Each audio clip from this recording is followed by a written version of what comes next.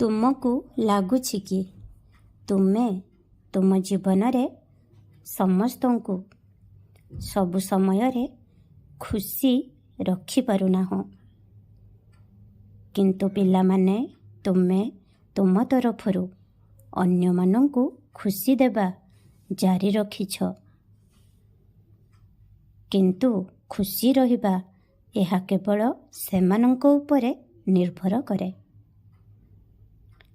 ଏ ଯେଉଁ ଖୁସି ନା ପ୍ରତ୍ୟେକ ମଣିଷ ଭିତରେ ହିଁ ଅଛି।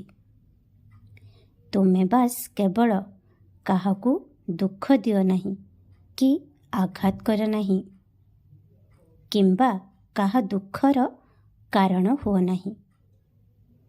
ତୁମେ କେବଳ ଏତିକି ହିଁ କର। ଯେତେବେଳେ ବି ତୁମେ ଦୁଃଖୀ ହେଉଛ ବା କ୍ରୋଧିତ ହେଉଛ, ତେବେ ତୁମେ କ'ଣ କରିବ ବୁଝିପାରୁନାହଁ ବା ଜାଣିପାରୁନାହଁ। ତାହେଲେ ମୋ କଥା ମାନ। ସେହି ସମୟରେ ଗୋଟିଏ କାମ କର। ଯେତେବେଳେ ବି ତୁମେ ଦୁଃଖ ଅନୁଭବ କରୁଛ, ସେହି ସମୟରେ ବାହାରକୁ ବୁଲିବାକୁ ଯାଅ। ଯେକୌଣସି ଗଛ, ପତ୍ର, ଫୁଲ ସାମ୍ନାରେ ନିଜର କଥା ହୁଅ କିମ୍ବା କାନ୍ଦ। ଜାଣିଛ, ଏହି ଗଛପତ୍ର ମଧ୍ୟ ତୁମ ପରି ସବୁ କିଛି ବୁଝିପାରନ୍ତି।